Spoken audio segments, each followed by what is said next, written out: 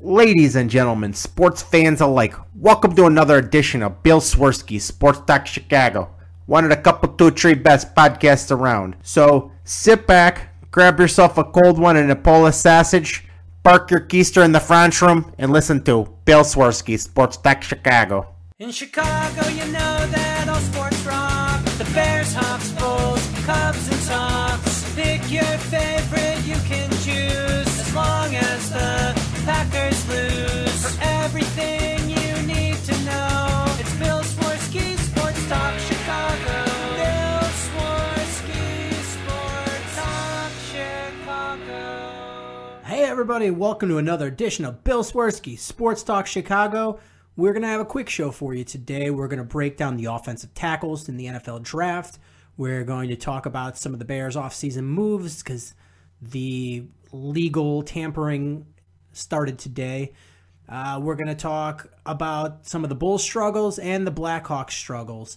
All this and more at Bill Swerski, Sports Talk Chicago. But first, let's start with our sponsor. We've got the Rockford Ice Hogs. With the Western Conference playoff race shaping up to be a tight battle until the very end, come see the Ice Hogs at their next home game, Wednesday, March 18th versus Adirondack Flames. The game starts at 7 p.m. The Ice Hogs meet up with the Flames for the first time since October during WXRX Dollar Day at the BMO. Fans can enjoy $1 hot dogs, sodas, beers, and companion tickets throughout the night. The matchup is the first of three in the 10 days between Rockford and Adirondack. Only 90 minutes from the city limits and fun for the whole family. Get tickets and more at icehogs.com. The show is also brought to you by audible.com. If you head over to audible.com/Swerski Sports, you'll get to download one free audiobook of your choice. Some of the options are Tales from the Chicago Blackhawks Locker Room, a collection of the greatest Blackhawks stories ever told. Stories from the original years all the way to the 2010 Stanley Cup. If the NFL is more your speed, there's Monsters, the 1985 Chicago Bears and the Wild Heart of Football. Or the amazing Michael Jordan, The Life. The absolute end-all be-all of Michael Jordan biographies and one of the best biographies ever written. So you can get any one of those audiobooks or any of 100,000 other titles for free by going to audible.com/Swerski Sports. That's audible.com/SWERSKI Sports. Thanks, guys, for listening. If you're not familiar with the show, it's been a while since we said this, is Bill Swerski Sports Talk Chicago is a show that's by the fans for the fans. If you have questions, promise you they'll be on the show, unless there's some sort of weird off-topic, vulgar type things. But if you ask sports-related questions, I promise you they'll be on the show. Email me a question. Our email address is on the website, SwerskiSports.com. If you want to tweet away at Swerski Sports or Facebook.com/Swerski Sports. Any of those things, and I'll put your question on the air. Even if you have a comment. This is a by the fans, for the fans show. This isn't like some of the other bigger sports stations where if you can be on hold for 4 hours and they still won't take your question. And if they do, by some miracle, get you on the air, they're just going to berate you anyway and cut you off halfway through your point. We don't do that here. This is, like I said, by the fans, for the fans. So I want to start talking about hockey. Is going into the season, we had a legitimate Stanley Cup potential winning team with the Blackhawks. They were one shot away from potentially winning the Stanley Cup last year. I mean, let's be honest. Whoever won that series between the LA Kings and the Chicago Blackhawks was going to go on and dominate the New York Rangers. That was pretty much universally accepted. I think even Rick Nash's mom believed that was going to happen. So when the Blackhawks lost in Game 7 in overtime, that was basically they handed the Stanley Cup to the LA Kings. So going into this season, there's a lot of hope that the Blackhawks can go and do it again. And they've been competitive the last several years. They've won 2 cups, 2010 and then just the other year, 2 years ago. And so you have the same core. You've got Hossa, you've got Crawford, you've got Taves and Kane and Keith, and Jalmerson. You've got a good core there. And if you look at the standings, there's really nothing wrong with the Blackhawks. But when you watch them play, it just seems like they're completely floundering. I mean, as it stands, is they're 4th overall in the conference, and they're hot on the heels of St. Louis for 3rd. So position-wise in the standings, not so bad. But then you look at it, and they're 5-3-2 in their last 10. You've got Minnesota, who's playing on fire, the 8-2 in their last 10 games, right on their heels. And that's a team you don't want to be playing, especially if they're able to overtake you and in the standings, and you have to play them on the road. Nobody wants to play Minnesota the way they're playing right now. And you've got the Blackhawks; they're just not playing well. What's going on? We look at it. I can't tell you in the last, what has it been, a month since they scored more than 2 goals in a game. It's bad. You could say the offense is sputtering because Patrick Kane got hurt, but they were having difficulty scoring even when he was healthy. You bring in Antoine Vermette, who I love as the second line center because he's gonna. Let's just take a step back and keep talking about the offense for a second. You bring in Antoine Vermette, and you're shifting some things around to trying to score some offense, but it's just not helping. What's going on? I mean, the power play is even worse than their 5-on-5. The power play, they're having so many problems even just getting it into the zone. I mean, power play shouldn't be that hard. You move the puck into the zone, and you pass the puck until you get an open lane, and then you shoot. You put the onus on the goalie. Make the goalie earn that. And the Hawks are having a difficult time even getting it in the zone. When they do the dump and chase, they're not getting there, or they have one guy getting there, and he's got to battle it out with the penalty kill, and that's just not the way to score, because you're just killing seconds. When every time that, I mean, as Jeremy Roenick said, is every time you can't get it into the zone, it goes the other way, 200 feet. Every time you dump it in there and you're not winning those corner battles for the puck, it's 200 feet away. Every time you are making lazy passes, 200 feet away. Every time that you're not getting an open lane shot and just getting blocked, by the defenseman, it's 200 feet down. And that's not the way to do it. You've got so many guys that can shoot the puck and with accuracy and power and so much skill, that they've just got to simplify things and let that talent show. I mean, it's not that hard, but the Blackhawks are just making it so difficult, and it's just frustrating to watch. I mean, it's just watch them on the penalty or on the power play, and it's just god awful. At least now they're winning the draws, because when you're on the power play and you lose the draw, guess what? 200 feet down the ice. And that's going to cost you 15, 20 seconds in your power play. You've only got 2 minutes. So you get 6 chances there, if that. And if you blow 2 of them, that's a third of your chances right there. So you got to really just simplify things, get into the zone, make some nice crisp passes, clear a lane, and then just fire a shot. If the goalie makes a save, the goalie makes a save. That's fine. But unless you get it to the goalie, there's absolutely no way you're going to score. That's an absolute law of hockey. The puck doesn't get to the goalie, doesn't score a point. And that's what we're seeing with the Hawks. I mean, when you have a whole power play and you don't get a single shot, that's bad, especially with the team they're fielding. I mean, that's one of the problems they're having. Another one is just look at the scoring chances they're giving up. You've got so many breakaways. You've got defensemen that are just out of position, and it's allowing a guy to skate free all the way in and forcing the defenseman or the forwards, whoever gets down there, to make this ridiculous play or a back check or something where they're falling outside of their defensive scheme, and And then it's creating odd man rushes. It's creating open lanes. You can't do that. I mean, I figured getting Timonen in there would sort of settle some of that down, but he's fallen into the bad habits of the Blackhawks defensemen. The other night, he pinched in. I wish this is radio, so you can't really see what I'm talking about. But he pinched in, and he left a wide open lane. And when he didn't get to the puck, the pass was made to a man who went skating down into the lane that Timonen he created by pinching in. And so you have the forward just with a wide open lane. And I believe it was Sharp that had to skate down there with him to prevent a breakaway. But had Timonen just let that play develop and drop back, there would have been no pass.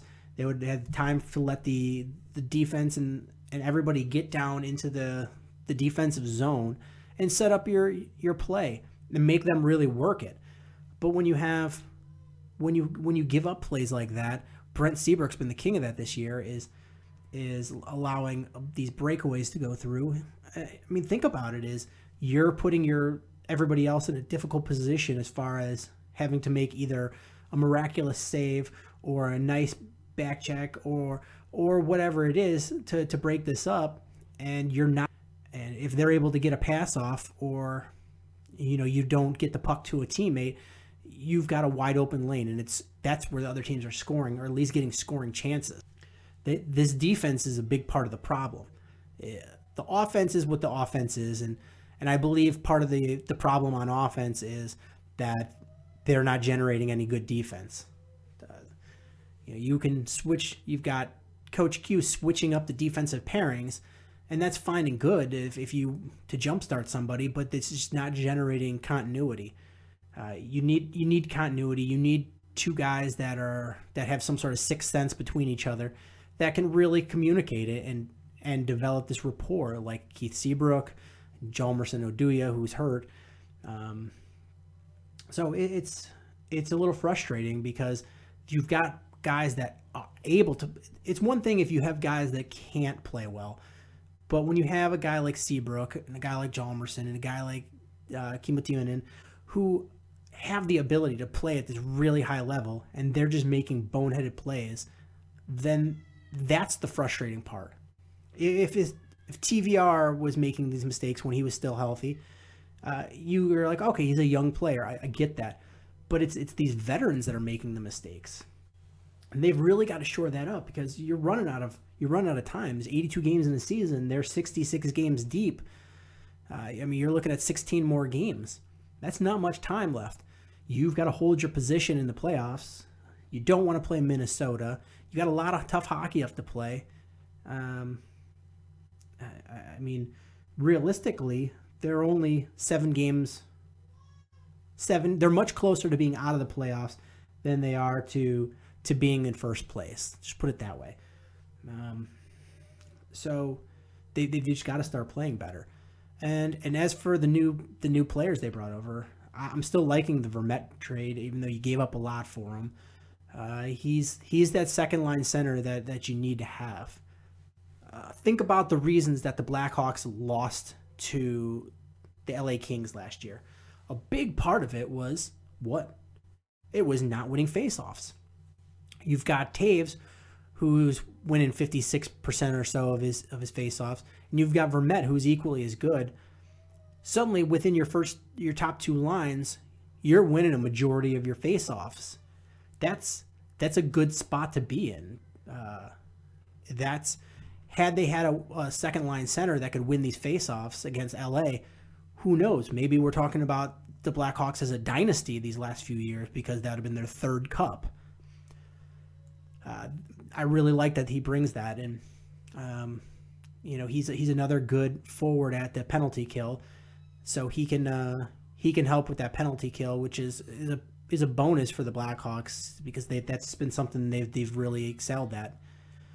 But we just need him to help bring some stability to this offense and maybe the power play. they're off for several more days. They don't play again until I believe Thursday, so they got a couple nights off. I don't know what to expect from this team. I mean, Coach Q comes out and says that he wants his players to play pissed off, and then they go out and and that was after a win against a terrible, terrible Edmonton team that they should have just dominated, and they barely scratched out a win. Took some heroics to win that game, and Coach Q rightfully said that this team should be playing pissed off, and they should be pissed off at the way they're playing. And you would hope that after that, the fire would have been lit and that they're going to come out and play well against the Rangers. But then they come out and lay a goose egg against the Rangers. It's just so frustrating as a fan to watch, because I don't know what's going on. If these guys are just tired, or if there's some of the rumors about the clubhouse or locker room drama going on. I don't know what it is. It's just this team does not look focused. And we're getting way too close to the Stanley Cup playoffs for that to happen. I mean, as it is right now, it's a favorable matchup for the Blackhawks if the playoffs were to start today. In the first round, they're going to get St. Louis. And St. Louis is a really good team. And this is not to take anything away from them, because we shouldn't and nobody should take them lightly, that you can just walk in there and trounce them. But the thing with the Blackhawks, they seem to just have St. Louis's number. They have some difficulty with Minnesota. They have some difficulty with Winnipeg. But against St. Louis, they just seem to have their number. And I feel like the Blackhawks can go in there and win that series. Not easily, but I think that they can go in there and win comfortably. So that's what I'm not worried about. But where it gets a little hairy is after that, they win that. If the playoffs were to start today, they're playing the winner of the Wild in Nashville. That's when you really start going, can they win this series? Nashville's just a really tough team that's playing great this year. Minnesota has your number, finally has that missing piece that they've been missing the last few years in goaltending. And the Blackhawks need to be on their best to win this. I'm not saying that there's anybody dominant in this year, but there's enough good teams that this is going to be interesting. So that's really all I have to say about the Blackhawks. If you guys have questions, comments, concerns, tell me what you're thinking. Get up with me at Swerski Sports or Twitter or Swerski. I can't talk because I'm tired. I've got a newborn at home. But get at me, SwerskiSports.com, Twitter at Swerski Sports, or Facebook.com/Swerski Sports. So let's transition over to the Bulls. This is another really frustrating team. We've talked ad nauseum about the Derrick Rose injury. We've got the Taj injury. We've got the Jimmy Butler injury. And what you're left with is basically Joakim Noah and then the good old boys. I mean, the issue is you've got some talented guys, but you don't have anybody that can consistently score. You don't have somebody that can drive the lane. You don't have any guys. You've got a bunch of big guys, but none of them are really physical big guys to go in there and crash the boards. So what you're left with is a team that has a small margin of error to win games. And they're showing these last couple games how small of a margin of error it actually is. Without Derrick Rose, without Jimmy Butler, without Taj Gibson, you are a team that's mediocre, regardless of the talent. And part of that is they have difficulty scoring. I mean, you'd think, well, you've got Paul Gasol, you've got Nikolai Mirotic, you've got Dunleavy, you've got a lot of talent in there. You've got Doug McDermott, you've got Aaron Brooks. You've got guys that theoretically should be able to score, but what's happened is they're playing a lot of basketball around the arc. Everybody wants to settle for jump shots, and everybody knows this. They're playing out there, and they're challenging shots. You're not getting open looks. You're relying on the three ball. When you rely on the three, you live and die by that. When if you got the hot hand, you can really make trouble for the other team. When you don't, you are in some serious trouble. That's been a big problem. If you don't have somebody consistently going to the lane, if you got a healthy Derrick Rose and he's driving down the middle, then kicking the ball out, then you're a different animal. You are a team that's a ferocious team, because you better be defending that basket, because Derrick Rose will drive and score a layup. And if you defend him too much, you're going to kick it out to a series of guys that can shoot the lights out on any given night. McDermott can shoot. Paul Gasol can shoot. Nikolai Mirotic can shoot. Dunleavy can shoot. All these guys can shoot. So that's not the problem. But when you don't have anybody to penetrate the lane, that's a problem. And there is Aaron Brooks but he's a diminutive little guy. He can't do what Derrick Rose can do when Derrick Rose is healthy. So that's some of the problems on offense. And the other part is they're not getting offensive rebounds. They're just struggling in the rebounding department. And that goes on the other end too, is they've been playing decent defense. It's better. I think the defense has been playing better than it has been most of the season. But what happens is they're giving up rebounds, and that's frustrating because teams are having second, third opportunities to score. And you can't have that. You can't have that and be a winner. You've got to. If you don't get any offensive rebounds, you can live with that. It's not good, but you can live with that. But if you're not getting the defensive rebounds and winning that battle by a huge margin, then you are in serious trouble, because when you give teams in the playoffs and these superstars and the guys that show up in the bright lights a second opportunity or a third opportunity, they're going to score, and you'd better keep pace with that. So the problem is you've got Noah, who's a big guy. You've got Mirotic, who's a big guy. Dunleavy's a pretty big guy. Paul Gasol's a big guy. But they're not battlers down low. They're not guys that are going to crash the boards. So when you've got a big man that can rebound, he's going to go down there and he's going to take advantage. You're getting over the back penalties. You're getting easy layups or whatever it is. And you're just getting the Bulls not playing well. That's frustrating. I mean, I get it. You're not a guy who's going to bang down there, but you know what? You've got to do it a little bit to get those rebounds. I mean, that's what they're missing with Taj is a guy who's going to get those rebounds. I mean, I don't know what Noah's deal is, but he's the one that should be out there as well getting these rebounds. So it's going to be a rough stretch. And then you see, again, how narrow their margin of error is when they play a really polished team like the San Antonio Spurs. That team just took advantage of every miscue, no matter how small it was. They took advantage of every miscue that the Bulls had and made them pay. With how many breakaways were there? I mean, it was ugly. It looked like an embarrassment out there. It was a complete and utter debacle. That's the difference, and that's what playoff basketball is going to look like without Derrick Rose, without Jimmy Butler, without Taj Gibson. There's really no fix for it at this point, is other than get Kirk Heinrich off the floor. He's a big part of the problem. Don't get me wrong. Back in the day, I liked Kirk Heinrich. I thought he was a really tough defender.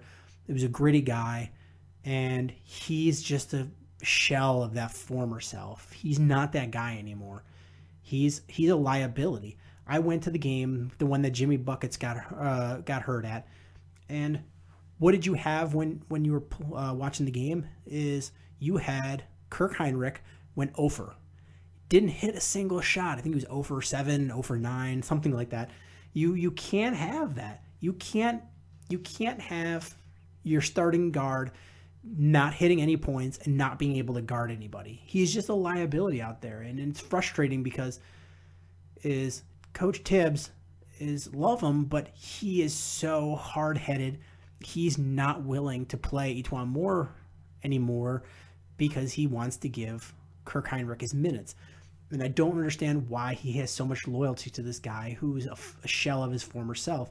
He doesn't deserve that playing time. It just so mind-bogglingly frustrating. So I don't even know what else to say. There's no fix. We're after the trade deadline. The Bulls just have to ride this out until the playoffs start and hopefully get some of these guys back. I mean, if you're looking at the standings, is Cleveland surpassed the Bulls already. Cleveland's moved into that second spot, and they're not catching Atlanta. I mean, there's not enough games for them to catch Atlanta, but the Bulls are a half game behind Cleveland and only a half game ahead of Toronto. So they could be what the scary thing that could happen here is the Bulls falling to fourth and then having to play Washington in the first round of the playoffs. We know what's going to happen. We all know what's going to happen. They are going to lose and get embarrassed again. You want to gain that third spot and play Milwaukee in the first round because you're going to dominate that series. You're going to dominate that series, build up the self-confidence, and go on to play in the second round. That's huge for the Bulls. They need that confidence. So it's going to be a lot of when is everyone going to get healthy? What's Derrick Rose going to do? When is he coming back? When is Jimmy Butler coming back? What are they going to be like when they come back? There's so much unknown right now. I don't even know what to say. So let me know your thoughts on this, and I'm hoping soon to have the guys from Ball on. I would love to have them on and talk a little Bulls basketball. I think that would be a fun show. I know I keep saying this, but like I said, I'm a dad of a 4-month-old. It's exhausting, and I work full-time as well, so it is exhausting. And I keep forgetting to let guys know that I'm getting ready to record. But I promise you tonight I will email those guys and see what their schedule is looking like. And then let's move on to Chicago Bears. It's I know this always becomes the Bears show, but this is a football town, and the Bears, no matter how much we love our other teams, it's always going to be a Chicago Bears town. And the big splash today was they went out and signed an outside linebacker and Pernell McPhee from Baltimore. And you're going to say, well, he didn't start last year. I don't care. Les Miles. He's got Les Miles on him. He's a guy that's just starting to come into his own. If you look at Pro Football Focus, and if you're not familiar with Pro Football Focus, it's an insider. It's kind of like Moneyball for football. And it's a really cool service that you got to pay for. But if you listened to Phil Emery talk the last few years that he was the GM for the Bears, is he mentioned it a lot, and he subscribed a lot to it. And and a lot of teams do, but it's an analytics site for football. And if you look at it, Pernell McPhee ranked second as far as outside linebackers in the NFL last year. Second. And the Bears ended up getting him, which is going to be huge to their transition to the 3-4 defense. We're starting to see a little bit how it's going to shape up. And I love the signing because it was good money, but it wasn't earth-shattering money. And it gives them freedom a little bit in the first round. With their first round pick before this signing, you slotted them as drafting an edge rusher. No matter what, it had to be somebody that was going to get to the quarterback. They needed somebody, and if they drafted anything else, it has to be considered a failure. But now they bring in Pernell McPhee, and suddenly that creates some flexibility. They've got options now. They could trade back and still address a position like wide receiver or cornerback or middle linebacker or whatever the position is. They can trade back and still get a quality guy and improve their defense. I mean, I'm just going to throw a scenario out there. This is a little bit far-fetched, but say Marcus Mariota falls to number 7. I don't think he's a guy that the Bears want, but I can tell you that there's a team in Philadelphia that is clearly angling to get him. They've got the number 20 pick. if they offer you the number 20 pick, their second round pick, and next year's first round pick to move up 13 spots and you go back 13 spots, do you take that? That's a little bit hard to say no to because you're still going to get a good player at 20. You've addressed your edge rushing position and in the 3-4 outside linebacker. You can address one of your other multitudes of needs, plus you're securing a good pick for next year and a second rounder this year. I mean, I'm just throwing this out there. This is hypothetical. But what happens is if you didn't sign Pernell McPhee and you're sitting at 7 and that opportunity presents itself, you can't really take it because you're going to set yourself back. Because at number 20, those top 4 or 5 defensive ends / 3-4 outside linebackers, they're not going to be there. They're not going to be there at 20. You're not getting Randy Gregory. You're not getting Vic Beasley. You're not getting Fowler. You're not getting Shane Ray. You're not getting these guys at 20. But at 7, you're going to get at least one of them, if not your choice of multiple of them. So signing Pernell McPhee gives you some sort of flexibility that you can get a different guy by trading back if that opportunity presents itself. Or you can stay there and pick the 7th best guy. Flexibility. That's what you need. And a team like a perennially good team like the New England Patriots, they have that flexibility. How do you think they wind up with so many picks every year? Because they draft well, they play well, they're smart with their money, and they're ended up in a position where, sure, they're drafting in the 20th every year, but when a team that's early on in the picks, like a team that has the first 5 picks, when they're getting ready to pick their second pick, and there's still a guy that they really love on the board, they make that offer to New England Patriots. There's no glaring need for them. They're not in a position where they're stuck drafting that guy. They can go, all right, what are you going to offer? Like next year's first. Okay. And you wind up collecting so many picks. And when you start making those picks, you have to hit on less picks. I mean, this drafting players is a crapshoot.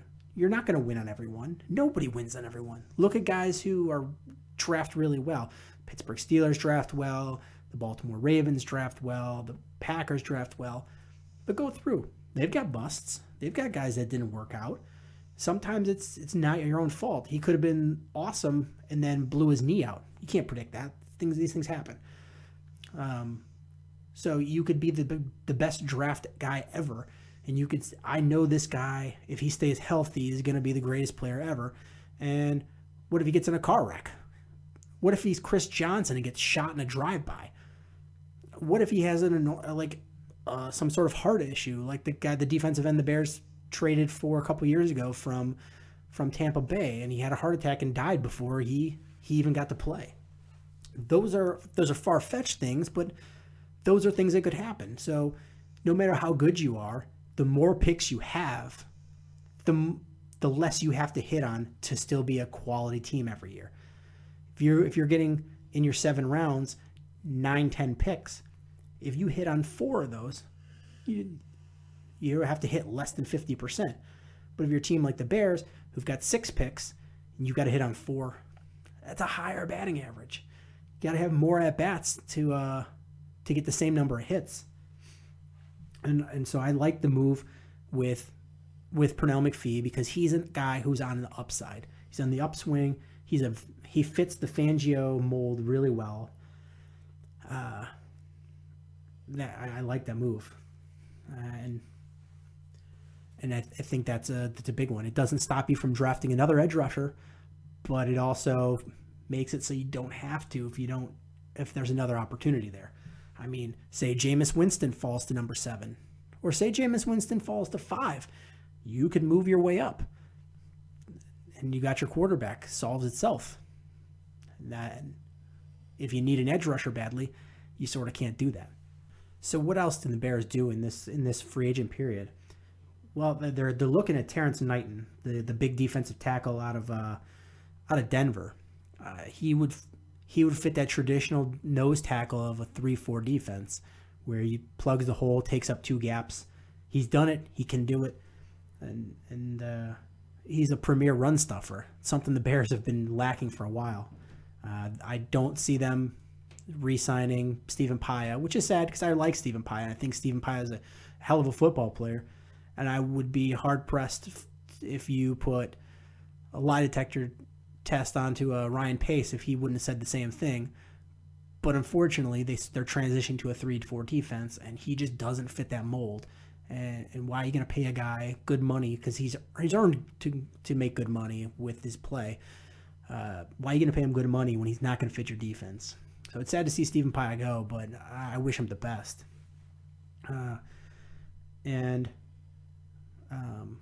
You've still got outside linebackers out there like a Brian Arakpo. There's still guys there. Another guy hit the market, Andre Johnson. You're in need of a wide receiver, especially a veteran wide receiver that's still got talent. I think Andre Johnson's got more left in the tank. This was a money issue. He was slated to be due almost $9 million for the next 2 years. $9 million each year for the next 2 years with Houston. You can't pay that to an aging wide receiver. You just can't do it. So it became a fiscal thing, not a talent thing. I think he's still got something left in the tank, and I would love to see the chance to bring him here to prove it. Then the really interesting one is you've got Darrelle Revis out there. Today, the New England Patriots decided they weren't going to pick up that $20 million option, which rightfully they shouldn't. But that means Darrelle Revis is now a free agent, able to sign anywhere. You put Darrelle Revis opposite of Kyle Fuller, that's a pretty good combination. And in that 3-4 defense, you're going to need physical guys that can do that. That would be tough. I don't know what kind of money he's going to look for or who's going to offer what, but that's an interesting one. Again, Terrence Knighton is out there. Pernell McPhee is already with the Bears. Torrey Smith is out there, veteran wide receiver that brings winning experience with you. Won a Super Bowl. You've got Rolando McClain, middle linebacker. That would be a good pickup. He was tough when he was in there for the Cowboys. He was a cog that made that machine go. You've got Greg Hardy still out there. You've got Andre Johnson, like I said. Antonio Cromartie is out there. So there's some talent that's still out there. And anytime you sign those free agent guys, that makes it wide open for what you can do in the draft. And again, like I said, you can pick best player available. If best player available happens to be a quarterback, it is. If it's a defensive end / 3-4 outside linebacker, that's what it is. But when you have a top 10 pick, you've got to hit a home run, and you've got to get a guy that's going to be awesome in there. And when you end up drafting for need rather than best player available, you put yourself in a pickle that historically has not turned out well. You've got to be able to go in there and have the discipline to say, I'm going to take the best player available. And so far, Ryan Pace seems to be going, we're going to take the best player available, and we're going to put ourselves in a position where we're able to do that. So I like what they're doing, and I'm going to do next week a rough draft of a first mock draft for the Bears. I didn't do it this week because of free agency opening, and we're going to see how things shake out a little bit by next week, but I think I'm going to do one for next week. And with that, one last thing I want to talk about is the offensive tackles. I didn't do nearly as many of those as I did for some of the other positions, just because I don't see the Bears going out there and drafting somebody. They've got 2 guys I think they're happy with. They might take a late round flyer on somebody, but I think there's too many defensive holes for them to go draft an offensive tackle early. So let's just talk about a couple of the top guys. We got Brandon Scherf, 6'5", 319 out of Iowa. Pros, he's very strong, athletic, fast for the position, good footwork, but he olays way too many blocks. I keep hearing this guy's name and how good he is, but I went out there and he missed and just whiffed on too many blocks. He gets beat by hand moves too easy. He looks somewhat lost on rushing plays, like he doesn't know who to block if there's nobody directly in front of him. He's got all the physical tools, but he worries me a lot. He's not a surefire lock like a Joe Thomas by any stretch. I bet when you get his his Wonderlic score bag. It's not very high because watching him, it just seems like he gets lost out there if he doesn't know exactly what he's supposed to do. But when he gets a helmet on a guy, he's a pretty good blocker. So don't let me say he's not. He just seems like a little bit lost out there. Then there's Andrus Peat, 6'7", 313 out of Stanford. He's got some quick, choppy feet, really solid on pass downs, but he needs to get way stronger for the position. He sometimes gets his feet way too wide, so too wide of a base. So you don't want him too narrow. You don't want him too wide. You need him in a right spot in order to be the best tackle that you can be. He's not the best run blocker by any stretch. He stands upright a little bit too much for my liking. But he's a left tackle all the way. He just screams left tackle.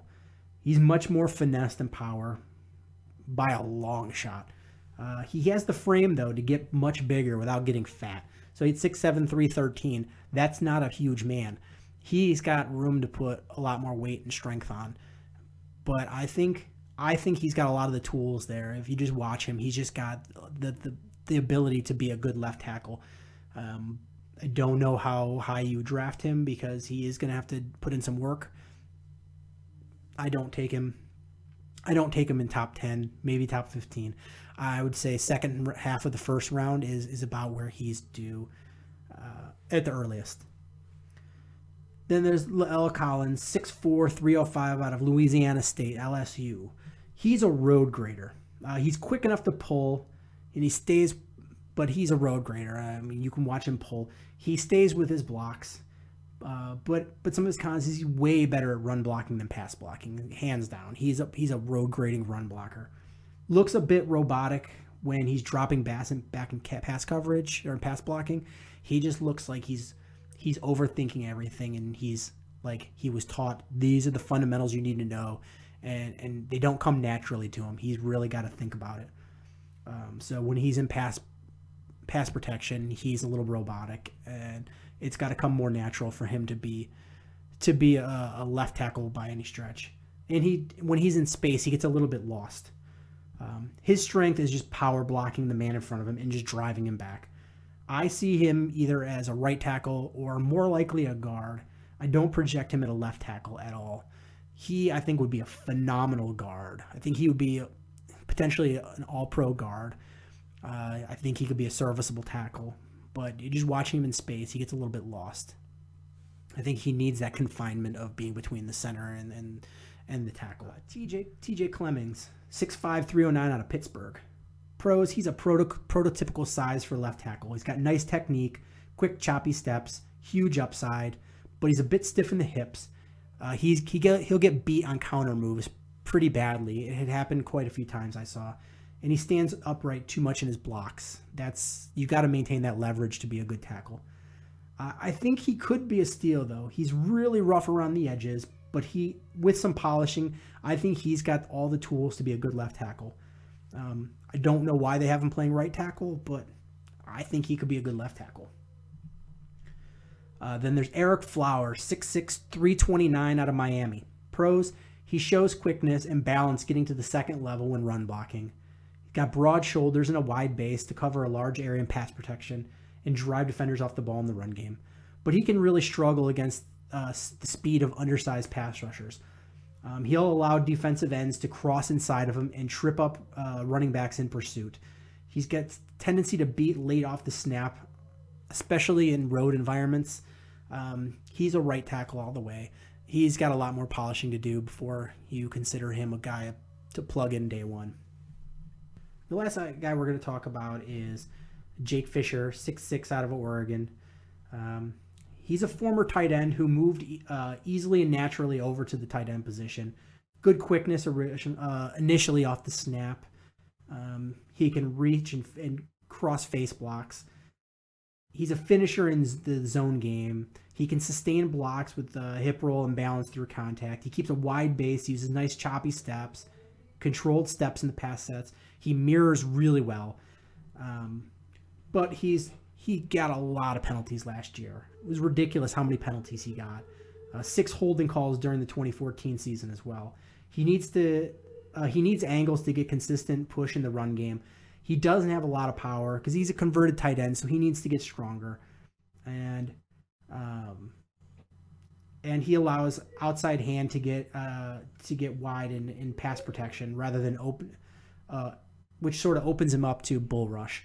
But he's a guy that, again, he can really put on some weight and get stronger, and I think he could be another steal. I really like Jake Fisher. I think he's gonna be a lot like Kyle Long, where somebody's gonna reach out and grab him early, and he's gonna do some nice things. There's a couple of guys I was gonna talk about, but I just didn't, because I don't think the Bears are gonna go that way. If the Bears end up drafting offensive tackle, like I did last year, is whoever the Bears draft, I'm going to go back and watch a bunch of tape on them so I can really project this to you. But I guess that's about it. Next week we'll continue on in our series. We did offensive tackles this week. Next week will be, I know we did 3-4 outside linebackers, but we're going to do the defensive ends that we didn't cover. And we'll also have next week more of the guys that the Bears sign, and talk about some more free agent stuff. And like I said, we will do a mock draft for just the Bears. I'm not going to go through every team.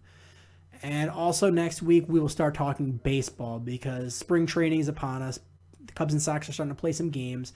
They're meaningless right now because it's just the guys are still getting their arms warmed up and the bats are still cold. But we will start talking Cubs and Sox, hopefully have Gary on. And that's going to do it for this episode of the show. If you want to talk about anything, you want to tell me I'm an idiot, you want to tell me the Bears Pernell McPhee signing was terrible, or you think the Bears should go after player XYZ, or you know what's wrong with the Blackhawks, whatever it is, let me know. Contact me at swerskisports.com, Twitter at Swerski Sports, or Facebook.com/Swerski Sports. Thanks for listening, and until next time, bear down. Cubs win! What a lucky break! The good Lord wants the Cubs to win! We thank Ditka and God for all they have provided. Cubs win! Cubs win! Cubs win!